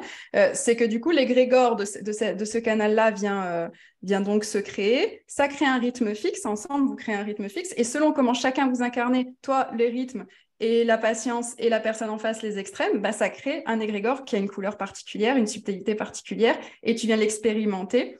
Et voilà, et en fait, on se rend compte avec le Human Design qu'on vient les rencontres qu'on fait dans notre vie nous permettent d'expérimenter ces différentes activations qu'on n'a pas dans nos designs de différentes couleurs et on va mhm. re-rencontrer des personnes qui ont des fois les mêmes activations que les personnes qu'on a rencontrées avant parce qu'on vient encore expérimenter avec une autre couleur ces activations et voilà. Donc, en fait, si j'ai bien compris, si je me permets, c'est vraiment dans le human design, le but, c'est l'expérimentation. Totalement, oui. Merci de ramener l'expérimentation sur le devant de la scène. C'est ça, c'est qu'en fait, le human design, bien sûr, il nous amène des informations. Déjà, c'est pas une science exacte, même si la plupart du temps, c'est... Enfin, j'ai jamais eu personne qui m'a dit je me retrouve pas du tout dans mon bodygraph. Parfois, il peut y avoir une petite chose qui résonne pas, puis souvent, cette petite chose qui résonne pas, les personnes, elles reviennent vers moi après, elles me disent le truc que tu m'avais dit, là, finalement, là, maintenant, ça y est, j'ai capté. Là, il s'est passé un truc. Mhm. Mais parfois, il peut y avoir des choses sur lesquelles ça ne résonne pas du tout, mais c'est très, très rare. Et la plupart du temps, ça résonne bien. Et c'est de l'information. Mais après, ce qui est, comme tu le dis, hyper intéressant, c'est d'aller l'expérimenter. C'est que c'est une invitation à l'expérimentation. C'est, OK, tu es designé comme ça. Comment est-ce que tu le vis? Ça nous permet de prendre conscience. C'est-à-dire, ça nous permet, et c'est tout le but du Human Design aussi, merci de permettre d'aller dans ça, c'est que, en fait, le Human Design, euh, j'allais dire, un des buts du Human Design, c'est de nous permettre de redevenir observateur. C'est-à-dire que si on a une personnalité et un design et qu'on est en Mhm. capacité de les regarder, ça veut dire qu'on est au-delà de ça. Et tout l'art du Human Design consiste aussi à redevenir observateur et le passager. Le passager du véhicule et pas celui qui essaye de contrôler le véhicule et juste de ramener la stratégie donc, du Human Design. En Human Design, on a une stratégie, une autorité. En quoi ça consiste de se reconnecter à son autorité et sa stratégie en Human Design? C'est de se reconnecter au corps et de redevenir soi seulement observateur de OK, dans l'incarnation, c'est le corps qui lead. Pourquoi? Parce que le corps sait ce qu'on a à vivre ici. Et nous, on Mm. essaye de contrôler. Mais nous, on n'a rien à voir avec la choucroute, comme dirait une de mes amies coach. J'adore cette expression. Mais nous, on n'a pas à contrôler. Nous, on a juste à être observateur parce qu'on est une conscience. On est une conscience et en tant que conscience, on va expérimenter notre vie. Et en fonction de comment on va expérimenter notre vie et voir le monde, on va pouvoir être une autorité extérieure pour le monde. Mais ça, on peut le faire que si on est passager et qu'on est observateur. Et là, ça devient beaucoup plus aisé et fluide et léger dans notre vie que d'essayer d'avoir la main, de contrôler sur qu'est-ce qui se passe. Et Human Design nous permet ça en reconnectant notre stratégie, notre autorité, c'est-à-dire il y a un centre corporel dans notre corps. Ici, toi, ton autorité, elle est émotionnelle, donc c'est d'attendre que ta vague émotionnelle passe avant de prendre tes décisions, puis ton sacral, il va te dire si c'est oui ou non. Et quand tu es correct avec ça, c'est ton corps qui donne la réponse, en fait. Ah bah oui, oui, oui. Mais c'est vrai qu'une fois que tu l'as, une fois que tu l'as expérimenté, une fois que tu l'as compris, donc que tu te laisses couler en fait et que tu dis ok, bon bah, je laisse mon corps dire oui ou non en fait, les choses elles sont complètement différentes en fait. Bah, truc vraiment, c'est juste un témoignage. La fameuse immersion que j'ai fait, où j'ai découvert le Human Design, où on avait fait plein d'autres trucs. En fait, je me suis retrouvé, donc je discute avec quelqu'un qui me dit, bah tiens, ce week-end, je fais une immersion. Je dis, ok, d'accord. Je regarde et je fais, ah ouais, ça me plaît trop, en fait. Et en même temps, je me disais, ouais, mais en même temps, il y a le prix, il y a machin, il y a plein de choses. Il y a plein de questions qui arrivent dans ma tête. Et puis si, non, il y a un truc qui me dit, non, vas-y. Alors, j'y vais, je paye. Et là, d'un seul coup, il y a une montée de larmes et de joie qui est montée du plus profond de moi. Là. C'était vraiment, ah ouais, ah ouais, je l'ai fait. C'était pas juste, ouais, j'ai réussi. C'était vraiment, waouh, j'ai passé quelque chose et mon corps, il m'a remercié, mais 100 fois, quoi. Génial. C'était, voilà, donc pour illustrer ce que tu es en train de dire, Génial. voilà, Yes. mon centre décisionnel, c'est avec les émotions, oui, c'est vraiment ça. Et effectivement, comme j'ai écouté cette partie-là de moi, j'ai pris la bonne décision. J'ai vécu une immersion extraordinaire. J'ai effectivement pu connecter avec des choses que j'avais envie de connecter. J'ai connecté avec le Human Design, ce qui fait qu'aujourd'hui, tu es là aussi, parce que sinon, bah, ouais, je ne me serais pas intéressé à ça. Et là, à un moment, il y a vraiment mon centre émotionnel qui dit il l'a fait, il m'a écouté. Mais tu m'as écouté, mais c'est génial. Et ouais, effectivement. Ouais, alors, ce qui est intéressant aussi avec le centre des émotions quand il est quantifié autorité, c'est que il fait passer justement par une vague émotionnelle, mais et ça, en fait, c'est là où c'est intéressant en tant qu'autorité émotionnelle, ça concerne quand même la moitié de la population, c'est énorme. Enfin, énorme dans le sens où beaucoup de personnes ont une autorité émotionnelle sans le savoir finalement, puisqu'il n'y a que quand on arrive au Human Design qu'on commence à savoir comment ça fonctionne réellement, même s'il y a des modalités qui vont au sujet des émotions, mais pas de la même manière que le Human Design. L'autorité émotionnelle va en fait apporter de l'information, c'est-à-dire que tu vas passer par des hauts et des bas émotionnels, mais qui vont venir te dire ah bah là j'ai envie d'y aller, puis là j'ai plus envie d'y aller, là j'ai envie d'y aller, là j'ai plus envie d'y aller, puis au bout d'un moment il y a une forme de clarté qui va s'installer, qui va dire là maintenant je sais, c'est le moment d'y aller. Mais si on y va dans le haut ou dans le high, je dis la même chose, dans le high ou dans le down, dans le haut ou dans le bas, il y a une potentialité pour qu'en fait, la décision, à la fin, ce n'était pas la bonne. Et quand on reconnecte ça, finalement, les émotions, ce n'est plus un problème, c'est juste de l'information. C'est OK, je sais que je vais passer une vague, je vais la laisser passer, je vais recueillir toutes les informations qu'elle va me donner quand je vais être dans le haut, quand je vais être dans le bas, je vais revenir dans le haut, je vais revenir dans le bas, puis au fur et à mesure, en l'observant, les personnes commencent à savoir comment fonctionne leur vague et combien de temps elle dure aussi. Est-ce qu'elle dure 1 heure? La vague 39-55 qui relie la racine au plexus solaire, c'est une vague qui potentiellement est assez courte. Elle peut des fois être, redescendue en 1 heure. Des fois, ça peut être OK. Des personnes qui ont besoin de dormir sur leurs décisions, comme on dit, pour justement que le processus soit complet. Puis des fois, des grandes décisions de vie, ça peut prendre plus de temps, puisque c'est d'aller jusqu'à ressentir à un moment donné à l'intérieur où la clarté est là, c'est-à-dire de se sentir neutre au moins à 70% à l'intérieur. C'est ce qu'on dit. Puis ça, c'est quelque chose qui se calibre par l'expérimentation, justement. Une fois qu'on reconnecte avec ça, à se dire, OK, ben là, quand est-ce que, d'avoir un carnet, puis voilà, de noter quand est-ce que je me sens dans un haut émotionnel, quand est-ce que je me sens dans un bas émotionnel. Et à quel moment est-ce que je sens que j'ai retrouvé la clarté pour prendre ma décision et d'observer ça à différents moments pour différentes décisions. Puis ça, au bout d'un moment, ça dessine un schéma, si on peut dire, de sa propre vague personnelle et on va connaître ça. Et quand on connaît ça, après, ça devient plus facile parce que quand on a une décision à prendre, quelque chose nous arrive dans la vie, une situation, une proposition, une opportunité, la vague se déclenche. OK, je connais mon fonctionnement, donc je sais que je vais passer par le haut, le bas, le haut, le bas, X fois, dépendamment de comment ça se passe pour chacun. Et je sais qu'à un moment donné, je vais retrouver la clarté, donc je vais pas m'inquiéter, je vais laisser passer la vague. Et ben, souvent, bon, on passe, on reçoit l'info, puis après, ben, on se repère dans le non-soi, puis on y revient, etc.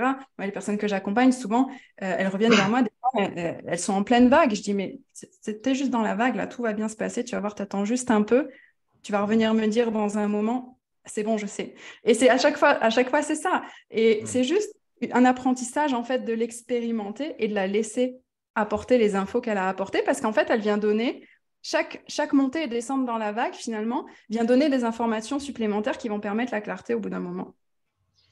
Ça Exact. résonne pour ça? Ah, mais complètement. Ah, complètement. C'est vrai que moi, dans mon fonctionnement, j'ai besoin régulièrement de prendre du temps. C'est vrai que pendant très longtemps, j'ai fonctionné en fonction de l'autre, en fait, puisque voilà, j'avais toujours besoin que ce soit l'autre qui m'amène, en fait, qui me dise non, c'est maintenant que tu dois prendre ta décision, c'est maintenant que tu dois. Et à partir du moment où j'ai commencé à m'écouter, j'ai commencé à dire en fait, non, je sens que ça ne me va pas, en fait, j'ai besoin de prendre plus de temps. Et là, à partir du moment, alors évidemment, c'est emmerdant pour l'autre, on va pas se mentir. Hein. Si tu as juste une personne qui n'est pas du tout comme toi en face, qui dit bah non, mais moi j'ai besoin de la réponse maintenant. Ouais, mais moi je dis pas. J'ai pas envie de te donner une réponse que j'ai pas en fait. Et ça, c'est hyper complexe en fait. Et effectivement, il y a, enfin, maintenant que j'ai compris ça, quand je regarde toute la vie, toutes les 47 dernières années, et que je me dis, parce qu'il y a peut-être un an à tout casser, j'ai vraiment compris que non, il faut que je prenne le temps et que ce soit OK pour moi, mais plus profond. Donc, ce que toi, tu appelles le centre émotionnel, que maintenant je commence à comprendre et à mettre en conscience, quand je l'ai, je fais, ah ouais, en fait, là, mon centre émotionnel, c'est pas du tout OK, en fait. Je sais pas du tout, la décision, elle est ni bonne ni mauvaise pour l'instant. C'est ni C'est oui ni ça, non. il n'y a pas de réponse possible Il n'y tant a que pas de la clarté n'est réponse, c'est pas ni oui ni arrivée. non. Ouais, C'est même pas totalement. peut-être, c'est ni oui ni non. C'est vraiment, bah, je sais pas. Attends. Et puis à un moment, il va y avoir un déclic, il va y avoir quelque chose. Et la réponse, ça va être claire, ça va être oui. Ça va être Génial. je veux Ouais. ça. C'est pas, c'est je veux ça. Et Merci de effectivement, l'illustrer avec tes mots. ouais. Et pour reprendre la question de Marie Oui. sur le couple, moi j'ai toujours dit que de toute façon, on ne devrait jamais commencer une relation. Alors, une relation sérieuse, quand on a envie d'une relation sentimentale, on ne devrait jamais la commencer sans avoir d'abord vu au moins une ou deux fois un coach, mais vraiment pour effectivement se mettre en harmonie. Et oui, je pense que le human design, aller voir les human design de l'autre pour le comprendre un petit peu mieux tout de suite, bah, moi j'imagine le nombre d'engueulades et d'embrouilles que j'ai eu depuis quelques temps.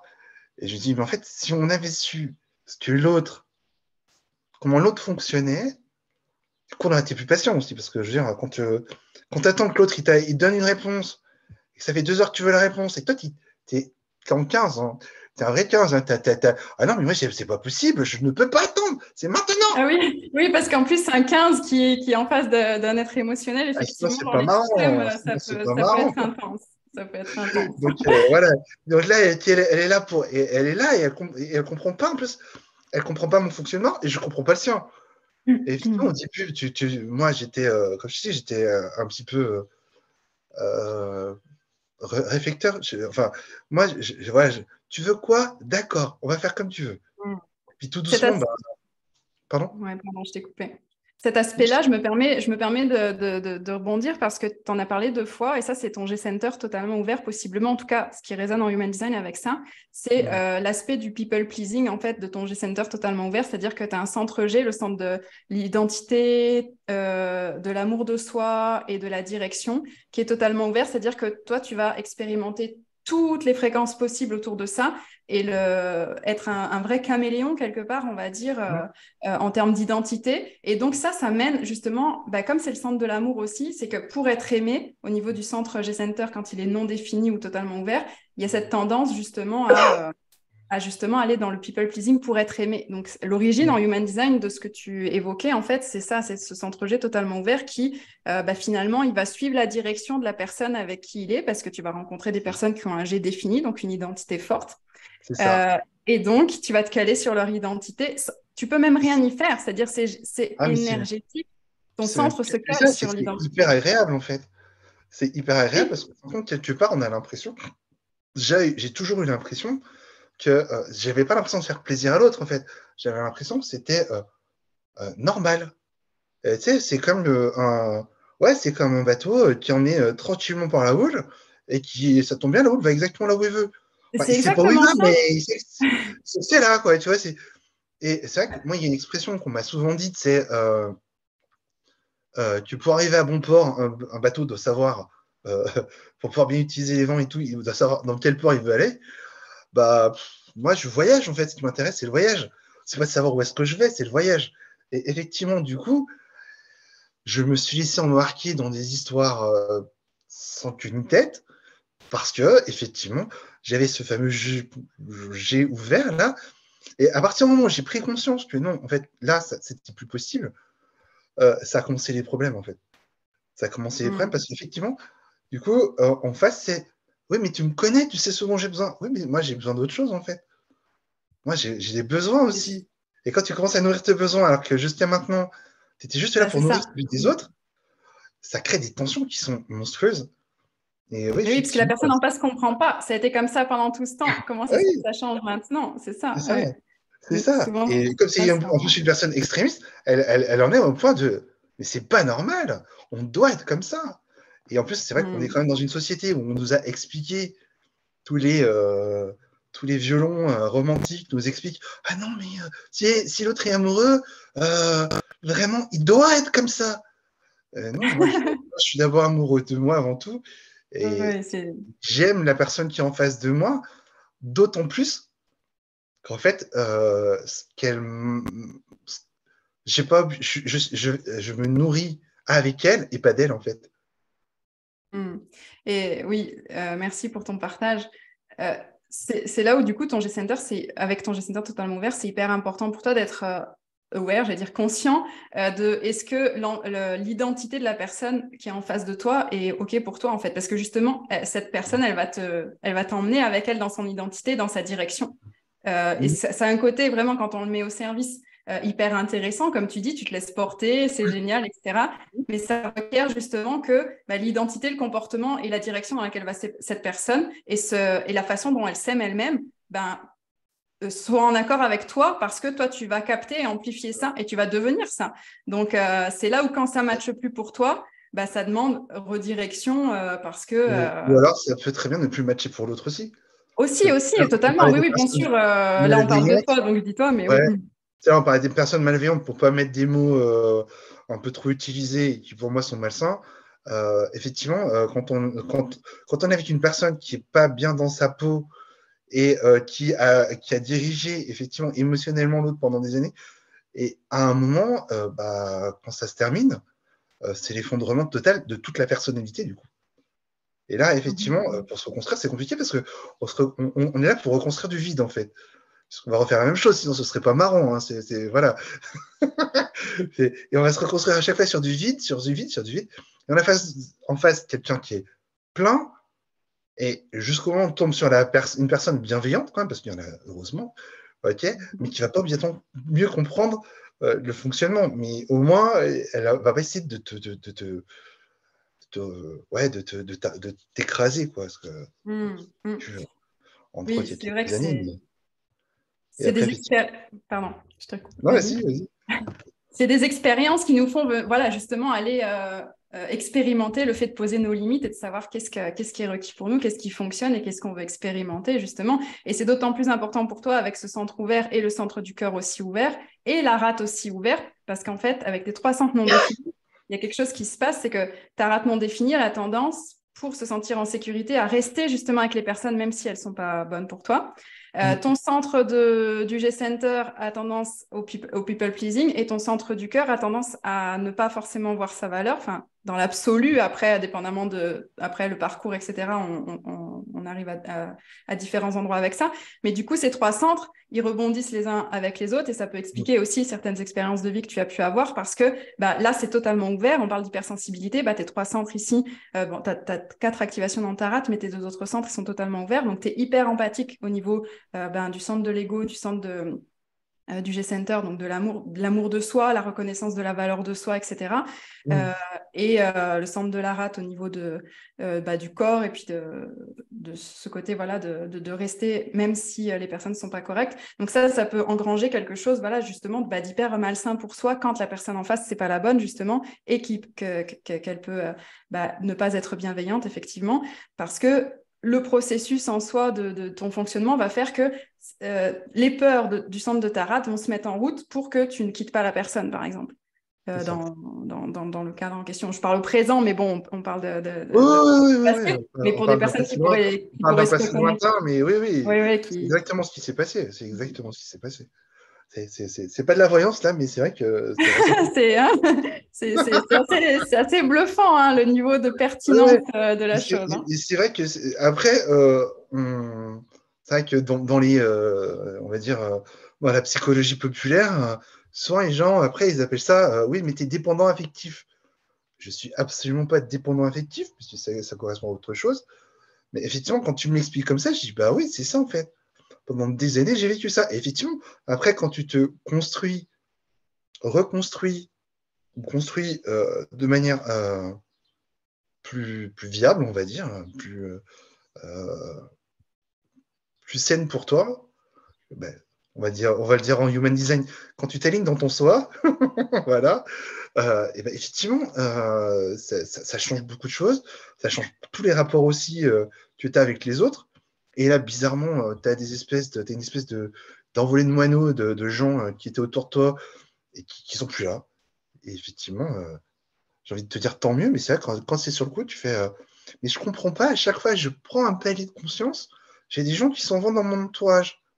Ah oui, c'est normal en fait. À un moment, tu t'alignes, et les gens qui étaient juste là pour se nourrir de toi, ils s'en vont.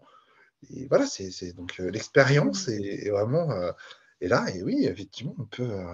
Ouais. Ouais, ça me parle Et beaucoup. on vit ces choses-là à différents niveaux de conscience aussi et d'expérimentation. C'est-à-dire que pour rebondir, par exemple, sur le fait que la rate va rester, même quand c'est pas correct, ma rate est non définie aussi. Et je vois même quand les expériences commencent à devenir bienveillantes, parce que moi, pour avoir aussi eu un parcours assez difficile en relation, puis ensuite avoir expérimenté des choses beaucoup plus bienveillantes, même quand c'est bienveillant, quand à un moment donné, parce que moi, pour avoir vécu ça, et puis ça me permettra de rebondir aussi sur le partage de Marie par rapport à demander l'human design de la personne, parce que j'ai pu vivre une relation justement en ayant conscience de nos designs, et c'est vraiment très intéressant. Même quand justement les deux sont bienveillants et que les deux sont conscients, etc., la rate non définie peut... Parfois, l'expérience est juste à terminer là. Il n'y a pas de jugement là-dessus. C'est que des fois, on va vivre des choses, puis on vit des choses, puis à un moment donné, la direction n'est plus la même. Et même là, après une avancée dans le parcours et qu'il n'y a pas de toxicité forcément en face, etc., mais même là, la rate va venir comme « Non, non, je ne partirai pas ». Et là, on voit, moi j'ai pu vivre ça à un autre niveau en me disant « Waouh, mais c'est hyper impressionnant et intéressant de justement devenir ce passager-là, puis juste d'observer, c'est-à-dire « Ok, mon sacral dit que c'est temps d'arrêter, mais il y a un truc qui veut continuer. » Puis là, c'est prendre conscience de, OK, ce truc qui veut continuer, c'est la rate non définie qui ne veut pas lâcher l'affaire, en fait. C'est ça. Parce que ça crée une forme de sécurité qui est confortable, qui est intéressante, qui crée comme des choses qu'on apprécie vivre. Hein. C'est agréable de se sentir en sécurité dans une relation, c'est agréable. Puis avec ta ligne 4 dans ton profil, c'est d'autant plus important pour toi d'avoir des fondations sécures dans tes relations. C'est quelque chose qui est très important. Donc, je me permets de le mentionner aussi ici par rapport à ta rate. Et donc, c'est intéressant de voir qu'à tous les niveaux finalement d'évolution, on va continuer à vivre ces parts de non-soi quelque part, toujours plus subtilement. Et c'est là où ça devient intéressant d'être vraiment passager et d'avoir ce temps de recul sur soi pour voir la subtilité de la chose qui est là et qui dit « Ah oui, il y a encore ça qui est là, il y a encore ça qui est là », mais de s'autoriser à faire ce qui est correct. Dans le cadre de l'exemple dont je parlais, c'était de dire, voilà, je suis mon sacral et puis on arrête la relation, plutôt que d'écouter la rate qui aurait bien continué dans le confort de ce que ça pouvait apporter, et puis tout un tas de bonnes choses aussi autour de cette relation. Mais voilà, justement de se reconnecter à son autorité, sa stratégie, c'est-à-dire, moi par exemple, je suis générateur, donc moi c'est mon autorité sacrale, c'est-à-dire c'est oui ou c'est non. Puis quand on interroge une situation et il y a un non, c'est-à-dire que quand on est engagé dans ce chemin-là de conscience envers soi, puis avec le Human Design en l'occurrence ici, c'est-à-dire qu'est-ce que tu fais quand la conscience est là? C'est-à-dire c'est bien d'aller chercher les outils, etc. Mais parfois c'est challengeant, c'est-à-dire que, ok, là, la conscience dit non, c'est-à-dire le corps va dire c'est fini, même s'il y a plein de choses autour qui sont chouettes, mais la tête pourrait avoir envie de dire ça, certaines parts, donc certains centres pourraient avoir envie de dire des choses, etc. Mais là, l'autorité à l'intérieur, qui n'est absolument pas rationnelle, dit c'est là. Tu sais pas du tout où ça va aller, etc. Mais c'est ça qui est le bon choix. Est-ce que tu le suis ou est-ce que tu le suis pas? Et c'est là où ça demande vraiment un engagement envers soi et envers sa conscience, puis de savoir que les meilleures choses arrivent pour nous quand on suit notre autorité, notre stratégie, parce que c'est tellement irrationnel des fois, ça fait pas de sens du tout, mais c'est juste le chemin. Et quand on est reconnecté à ça et puis qu'on sait que c'est le chemin, même si la décision, on ne sait pas trop où ça va mener parce que c'est pas rationnel, je suis dans une relation qui est correcte, qui est bienveillante, il y a tout un tas de choses qui vont bien, etc., etc., etc. Puis le sacral, il dit, non, stop. Et là, c'est de dire, ok, j'ai aucune idée de pourquoi stop, mais stop. Et ça, c'est aussi challengeant. Dans le parcours, je voulais le mentionner. Et donc, Marie, pour rebondir sur le partage de demander le design, effectivement, moi, j'ai pu l'expérimenter et c'est vraiment très agréable de pouvoir avoir en face une personne qui se connaît, de soit se connaître, une personne qui se connaît et de parler le même langage, parce que bon, on parle de human design, mais ça pourrait être avec une autre modalité aussi, hein. C'est de pouvoir se reconnaître et c'est très... ça accélère l'évolution parce que soi-même, des fois, on ne se voit pas. Donc, l'autre en face est notre miroir en relation. Et ça a créé une expérience où on pouvait échanger à chaque instant sur ce qu'on était en train de vivre, en fait, que ce soit l'un et l'autre, et d'avoir cet accueil en fonction du design de l'autre aussi, et de ne pas vouloir apporter forcément sa vision ou autre, de savoir, en connaissant le fonctionnement de l'autre, de savoir pourquoi l'autre vit ça à ce moment-là, et d'être là en soutien ou dépendamment de ce qui est requis aussi dans l'expérience ou autre, mais en conscience de ce qu'est l'autre et de quelles sont ses activations, ses définitions, son fonctionnement. Et c'est vraiment hyper nourrissant. Et j'ai vécu sur, je sais, peut-être 6 mois de relation, j'ai jamais vécu une relation aussi nourrissante que ces 6 mois-là, en fait, de par tout ce que ça a apporté en termes de connaissance de soi. Donc, je vous invite vraiment, si ça résonne pour vous, comme tu le disais, Marie, à aller dans cette exploration-là, de vivre ces choses-là en conscience, parce que c'est vraiment très intéressant. Est-ce que tu veux ajouter autre chose ou rebondir sur ton design? Si tu as une autre question sur ton design, peut-être qu'on va aussi songer à clôturer ensuite. Ouais, alors 18h18, c'est pas mal pour clôturer.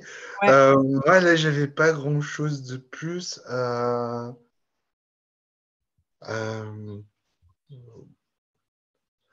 Oui, c'était juste pour revenir un petit peu sur les différents centres.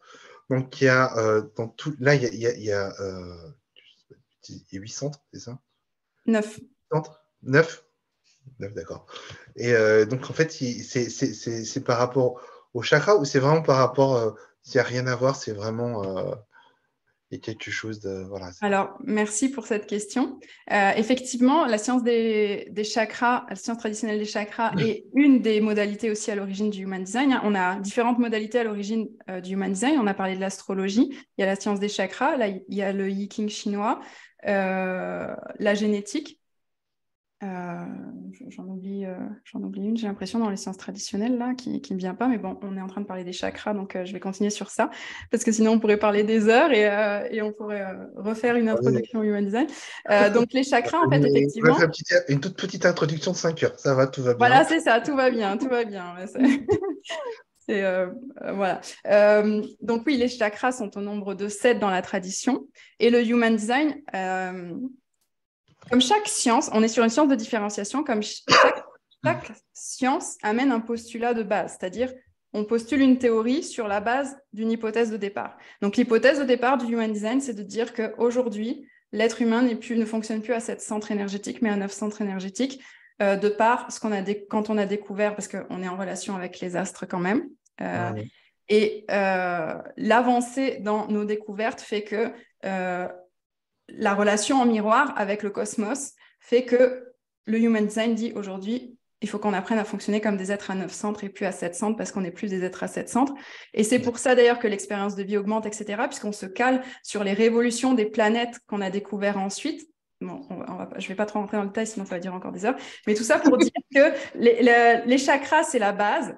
Et comment on est passé de 7 à 9 centres, si on voudrait résumer, c'est que quelque part, ce qui était le plexus solaire dans le système traditionnel est devenu rate et plexus solaire. Donc, c'est les deux centres qu'on voit sur la gauche et la droite du bodygraph. C'était comme avant le plexus, mais là, on le retrouve séparé en deux. Et le G-center et le cœur ego, qui sont les deux centres totalement ouverts que tu as toi ici au milieu, équivaut au centre du cœur de la science traditionnelle des chakras. Mais là aussi, on a une différenciation qui s'est créée, même si en fait, elle y est aussi au niveau des chakras, puisqu'on a les sous-chakras, voilà. Mais la science traditionnelle des chakras part sur 7 centres principaux de base, et ici, on est sur 9 centres principaux de base, sachant que le G-Center va gouverner tout ce qui est identité, direction et amour de soi, et le cœur égo va gouverner la sphère de la valeur, de la volonté, la valeur travail, l'argent, etc. Donc, ça a séparé ces deux aspects-là aussi, et énergétiquement, puisqu'il y a les canaux ensuite qui viennent entrer en interaction énergétique. Et ça se vérifie quelque part. Je dis, on part sur un postulat de départ, mais quelque part, à chaque fois qu'on interroge l'expérience, le vécu, ben, ça résonne en fait. Donc, quelque part, c'est une science qui, d'année en année, finit par devenir au-delà de l'hypothèse, quoi. C'est par le vécu, ça parle de soi-même, quoi. Est-ce que ça répond à ta question? Mais complètement. Parfait. Parfait. Ok. Écoute, moi personnellement, sur mon Human Design, j'imagine qu'il y a encore à peu près une centaine de pages à ouvrir. Ah, voilà, il y aurait plein de choses à ouvrir, mais à un moment donné, il faut qu'on choisisse de Voilà, après on a dit stop qu'on parce faisait juste une que introduction voilà, ce soir. Donc, exactement. on va faire l'introduction. Donc, Je on te va vous remercie. inviter. Ah ouais, ouais. Merci. Déjà, je te remercie pour tout ce que tu viens de nous apporter. Et Merci. donc, on va donner rendez-vous à nos deux communautés la semaine prochaine. Même Yes. jour, même heure, donc mardi 17h le 20. Et cette fois, c'est pas mon graphe qu'on va regarder, c'est le graphe d'autres personnes qui seront, Oui, qui auront envie d'avoir. Alors, je crois qu'on l'avait dit, c'est une question ou un sujet général sur lequel on peut. C'est ça. Hein, oui. On a amené. Après, on peut voir en fonction de l'énergie qui sera présente dans le moment. C'est souvent comme ça que je fonctionne. Mais on était parti, hein, tu me diras si je suis correcte dans ce que j'énonce, sur comment le Human Design peut débloquer vos vies. On a un petit peu évoqué le sujet aussi aujourd'hui de cette manière-là.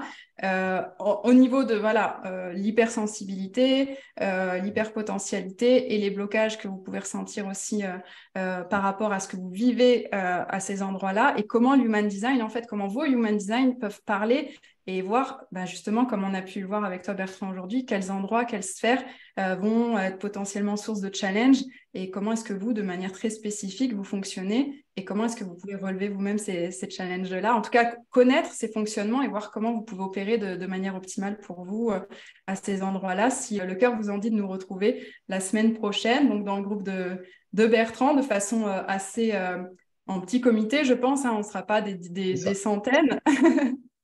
Je ne sais pas combien on sera. Aujourd'hui, on a frôlé les 1000. Hein, mais, Voilà, c'est ça. C'était juste pour dire que, parce que voilà, si vous voulez, c'est ouais, pas forcément aisé de recevoir en public, en fait, parce que souvent, ça amène dans des endroits de soi qu'on n'a même pas encore été voir. Souvent, certaines personnes me partagent que c'est un petit peu une forme de mise à nu. Donc, ça peut amener une forme de vulnérabilité. C'est pour ça que je partage qu'on ne sera pas non plus hyper nombreux si vous voulez recevoir oui. de manière spécifique, sachant que vous pouvez aussi juste poser vos questions en commentaire. On n'est pas obligé d'afficher votre graphe à l'écran. Enfin, voilà, selon ce qui est correct pour vous, bien sûr, on reçoit tout le monde avec grande joie. Merci pour tes précisions, elles étaient importantes. Super, mais écoute, ce que je te propose, c'est que on arrête ce live. Et Yes. puis, Ben, merci à toi aussi. merci à toutes et tous. À la semaine prochaine avec vos graphes. Donc, il y a quand même à l'intérieur du lien, euh, Myriam a mis le lien pour aller créer vos graphes sur mybodygraph.com. Et donc, bah, voilà, ce sera avec grand plaisir qu'on va vous retrouver la semaine prochaine avec toutes vos questions dans le groupe de gestion des émotions des hypersensibles. Le lien est à peu près dans toutes les publications de ces 2 derniers mois. Je pense que ça devrait être assez facile de trouver. Je vous souhaite une bonne journée. Merci beaucoup, Myriam. Merci. Et Merci à Bertrand. Merci à très tous pour votre présence. bientôt. À bientôt. Voilà. Hop. Je crois que c'est fini, là. C'est bon. Il y a encore le petit live en haut, donc il faut juste que tu coupes en haut.